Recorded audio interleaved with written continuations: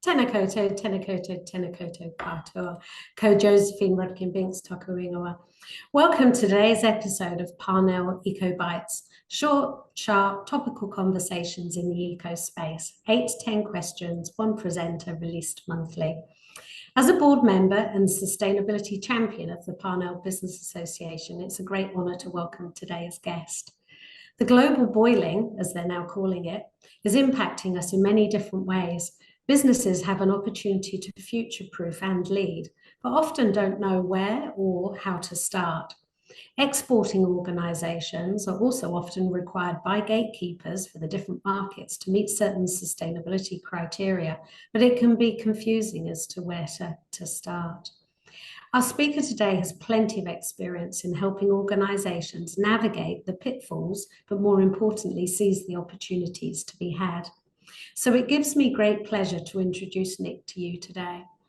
Nick Swallow is Director, Private Business and Sustainability Lead at KPMG. Nick leads KPMG New Zealand's mid-sized business sustainability consulting and advisory services. He is currently completing a Masters of Sustainability Leadership at the University of Cambridge. His research is focused on sustainable practices in New Zealand SMEs, purpose-led business leadership, and greenhouse gas reduction in dairy farming. Prior to KPMG, Nick was New Zealand Trade and Enterprises Trade Commissioner to UK and Ireland, based in London. In this role, Nick worked with mid-sized New Zealand business to enter and grow in offshore markets. During his time in the UK, he developed support services for Kiwi exporters to thrive by understanding European sustainability requirements and market demand. Nick has sector-specific experience in agribusiness, education, utilities, and food and beverage. So firstly, welcome, Nick. I'd love to hear a bit more about your role in KPMG. Yeah, kia ora, Josephine. Thank you very much for having me along today. I returned back to New Zealand at the very end of last year and was fortunate enough to pick up a role at KPMG. So that's a global consulting firm, and the position that I've picked up here, or the work that I'm doing, is primarily supporting private enterprise or private businesses in sustainability strategy development. So it sort of follows on from what you were talking about in my bio and the work that I was doing in the UK and in Ireland, and indeed across Europe as well, with New Zealand businesses exporting to those markets. So it's about developing business strategies that are sustainable and support New Zealand business to thrive in New Zealand, but also to thrive offshore as well. Awesome. I bet you get to work with lots of fabulous brands as well. Yes, so yeah.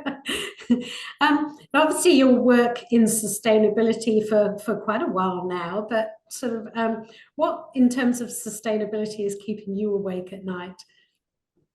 Yeah, so probably the key thing for me that keeps me up at night really is around emissions and climate change. So we had the 2022 was the highest human-induced emissions for greenhouse gases and carbon equivalent on record for humanity. We reached 420 parts per million, which is up from 280 parts per million and up until 1880, when we really started sort of industrializing. And just to put that in perspective, for every 2 molecules of carbon dioxide that were in the atmosphere in 1880, there are now 3. And that's almost entirely due to humans, and the impact that's having on our environment is significant. And you talked earlier about global boiling. We've seen, temperatures in Phoenix in the US reaching consistently close to 50 degrees, flooding in certain areas, flooding in Canterbury last week, and obviously some really high temperatures in Europe, but also almost 40-degree sea temperatures off the coast of Florida last week as well. And clearly July was the hottest month on record that we've ever seen. So, or globally, and so that's what keeps me awake at night. But more importantly, dialing down into what can I do, and where's my area of focus around that. one of the things is around actually what can business do and what's the role of business in this. And it's important to remember that business doesn't sit outside of society. Business is all made up of people, and all those people have a very vested interest in our climate, not just for this generation, but also clearly for future generations as well. And so it's within our hands at the moment to kind of imagine what our future will be like, and to work towards that. And the role of business in that is significant. And I suppose my point around this is things are changing. There's a lot for business to get its head around, whether that's from small businesses right through to the largest businesses. There is no part of the economy and business that climate change and the impacts won't affect. And within that, for me, also making sure that this is a just transition as well, because I think ultimately it will fail if we don't have the social element in there, and it just ends up supporting a few people to get even wealthier off the back of it. So how that happens is critical. And I suppose from my perspective, when I'm thinking about small to medium enterprises, it's really important that they're successful in doing this and bringing sustainability into their business, and acting in a sustainable way. Now, encouragingly, in New Zealand, many businesses are, but there are many others also that need support to be able to get there. And I think also beyond just sort of what the change means, there are a lot of opportunities for business in this space, particularly at the moment.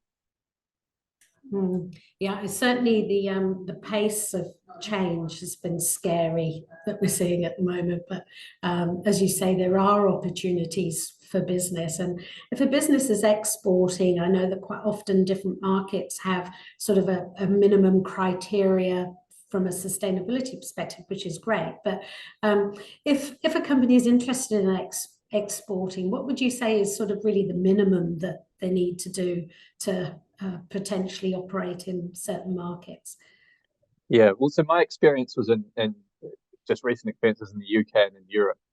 And really, I got into that because I saw that as the principal concern that businesses came up against after they decided to enter a market, was what do we do from a sustainability perspective? And a lot of that comes from regulation as the initial point that people see things. So within the UK and in Europe, there's quite a lot of regulation around packaging, waste, emissions, and those types of things.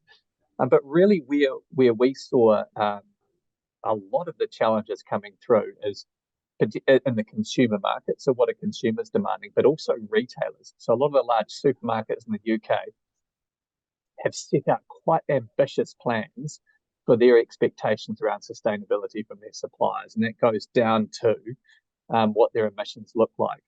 So the likes of Tesco's and Sainsbury's all have net zero ambitions by 2050, but they also have targets they want to reach by 2030. And that has a significant material impact onto New Zealand businesses that supply those companies.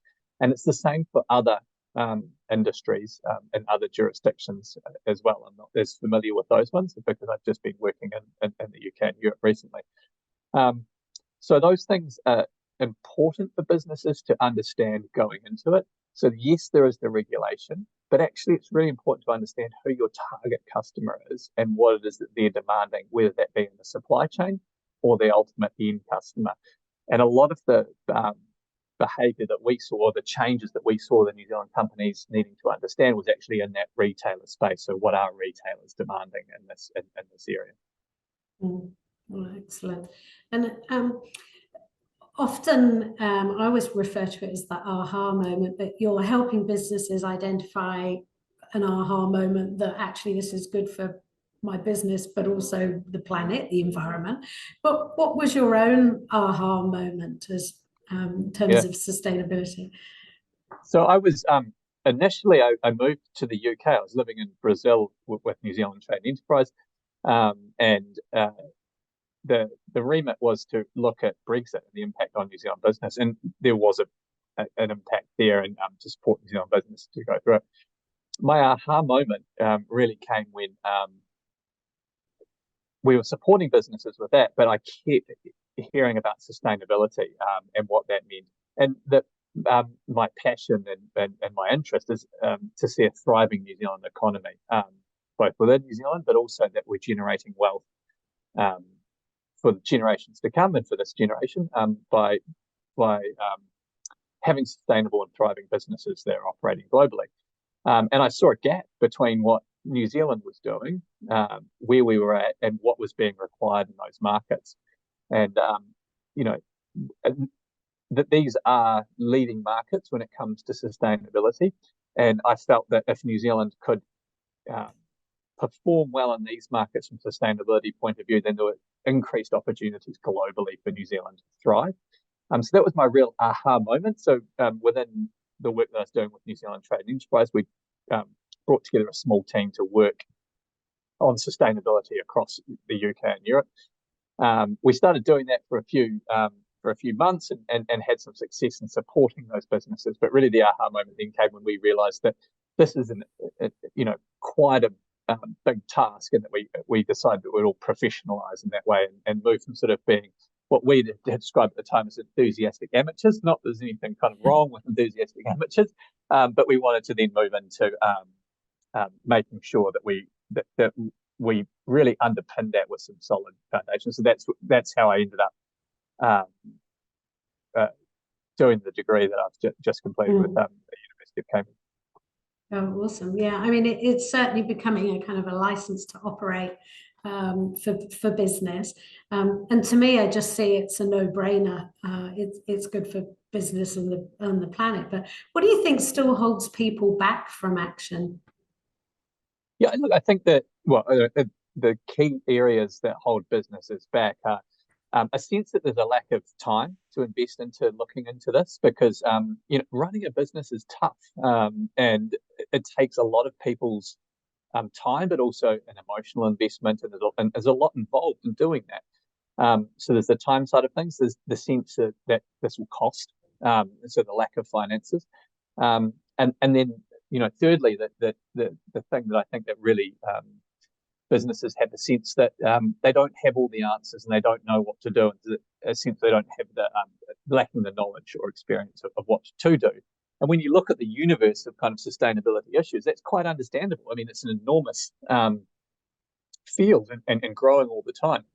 And so, I have complete sympathy with the businesses who are in that space.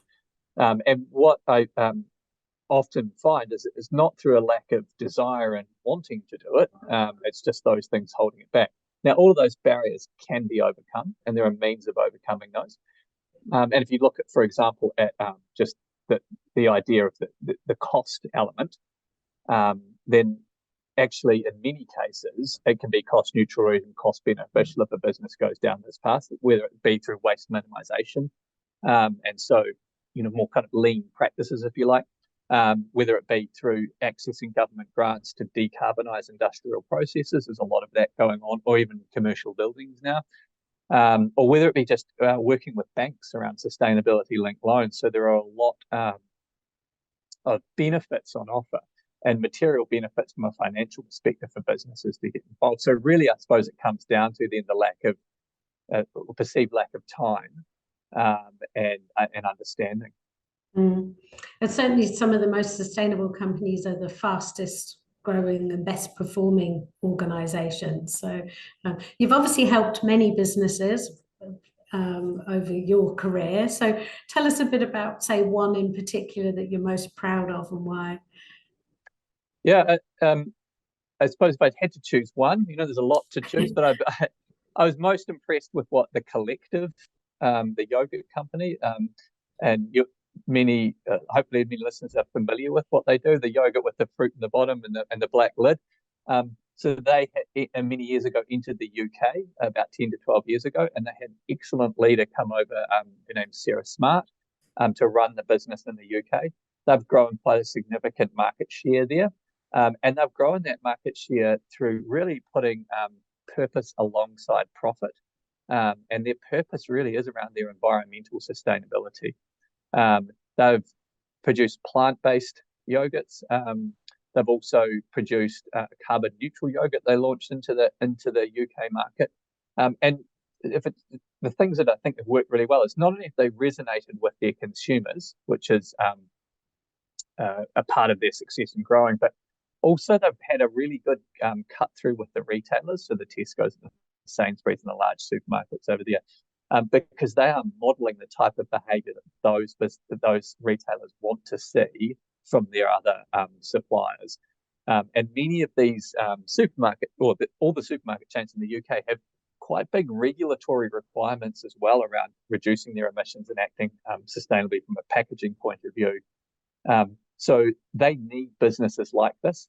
And I think where the collective and Sarah Smart have been quite smart in doing it is in making sure that they understand all of those requirements and their stakeholders and are meeting those demands really well from a sustainable perspective. And I think it's a good model for New Zealand business to think about, particularly when exporting. So yeah. Excellent. I particularly like their mango yogurt. It's one of my favourites. So yeah, it's great, right? And you know, the plant-based yogurt is going really well. For example, my daughter loves yogurt, but she's lactose intolerant, so we're able to buy that. But I think that, you know, and I get to taste it as it goes along. But they're improving the recipe all the time, and that's a real growth area potentially. Yeah, excellent.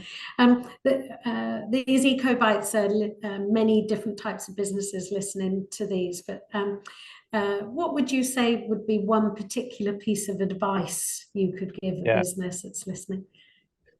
So I was fortunate enough to kind of spend some time just researching SMEs and adopting sustainable practices, and the ones who I found who are very successful at bringing sustainability into their business are the really curious ones. So I would just encourage businesses to be curious, ask lots of questions, and then surround yourself with people who are doing interesting stuff in this space and understand that sustainability and what's happening, and ask them questions, really get involved and learn from others and learn what they've been through. And particularly for the smaller businesses, that's the way that I saw that they were bringing knowledge into their business and using that knowledge then to transform their operations and look at how they adopt sustainable practices. So it was, that would be my biggest piece of advice. Get curious, start talking to people, and really consider how you bring it in. Excellent. That's a great piece of advice, Nick. Thank you. Thank you. And thanks so much for chatting to me today and sharing your expertise. It's been really valuable. So thank you, and have a great rest of the day. You're welcome, Josephine. Thanks very much. Really nice chatting to you.